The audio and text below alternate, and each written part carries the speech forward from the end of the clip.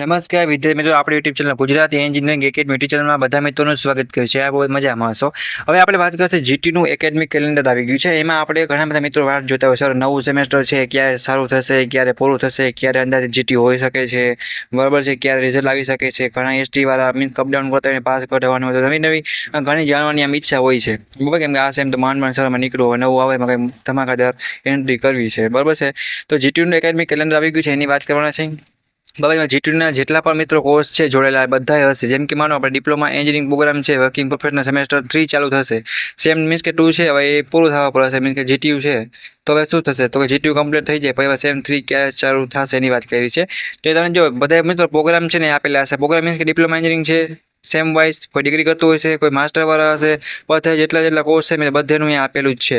અને આ તમારે પીડીએફ ડાઉનલોડ કરવી હોય તો જીટીયુની ઓફિશિયલ વેબસાઇટ ઉપર તમે જઈ મિત્રો આરામથી તમે ડાઉનલોડ કરી શકો છો. આપણે વાત કરીએ છીએ academic calendar for 2026-27 all term માટે. તો જો ટર્મ ચાલુ થઈને સ્ટાર્ટ તારીખ આપણે એક્ઝામ્પલ તરીકે સેમેસ્ટર 3 લઈએ અથવા 5 લઈએ.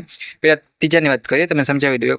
તો 7મો મહિનો છે ને 13 તારીખે ચાલુ થશે અને ટર્મ ક્યારે પૂરું થશે, તો કે 12મા મહિનાની 3 તારીખે.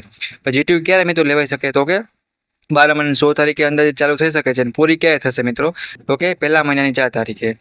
અને જે રિઝલ્ટ છે તમારું ક્યારે ડિક્લેર થશે, તો કે ત્રીજા મહિનાની 10 તારીખે. હવે આ ફિક્સ નથી હોતી, રિઝલ્ટમાં આગળ પાછળ મિત્રો થાય છે. બાકીના 4 તારીખ છે એ ફિક્સ થઈ એમાં ટર્મ સ્ટાર્ટ અને એન્ડ એ તો પરમેનન્ટ છે. ઓકે, તો એ પ્રમાણે તમારે નવું સેમ છે ચાલુ થશે. બધું જો લખેલું છે અહીં સમાન ઇન્ટર્નશીપ આવે છે, સેમ 5 ડિપ્લોમા ચાલુ થશે તો એ પણ 6 મહિનાની 2 તારીખે ચાલુ થશે.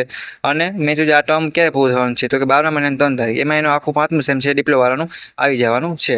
અને જીટીયુ ક્યારે હશે, તો 12મા મહિનાની 15 તારીખે, પહેલા મહિનાની 19 તારીખે પૂરી થઈ જશે.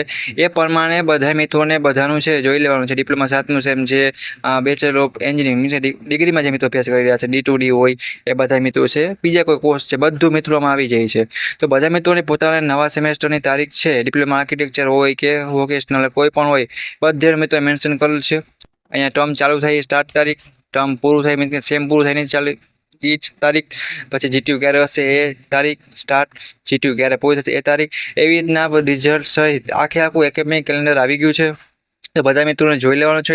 નાના છે કોઈને કાંઈ પણ ડાઉટ કે કાંઈ પણ ક્વેશ્ચન આવ્યો હોય તો ચોક્કસપણે કોમેન્ટ કરવાની છે. અને સપોર્ટ માટે આપણી યુટ્યુબ ચેનલ એટલે કે Gujarati engineering academy YouTube channel બધે સબસ્ક્રાઇબ કરી તમારા દોસ્તોને શેર કરજો. અને જીટીયુની નવી અપડેટ અને માહિતી મેળવવા માટે તમે શું કરશો મિત્રો, તો જીટીયુની ઓફિશિયલ ચેનલની લિંક નીચે આપેલ છે, ફટાફટ તમે જોઈન થઈ જાઓ. મેં એટલું જ ડાયરેક્ટ માહિતી છે જેથી તમને મળતી રહી છે. છતાં કોઈને તારીખ ન સમજે કંઈ પૂછવું હોય તો મને કોમેન્ટ કરીને તમારે પૂછી લેવાનું છે. કેમ કે અમારી ટીમ એક્ટિવ હોય છે તો તમને ડાયરેક્ટ રિપ્લાય મળી જશે. તો thank you for watching Gujarati engineering academy YouTube channel. મિત્રો નવી મુલાકાત લેશે એવા તમારે જીટીયુની અપડેટ સાથે. ત્યાં સુધી એકેડમિક કેલેન્ડર 2026-27 નવી તારીખ આવી ગઈ છે તો ચેક કરી લેજો.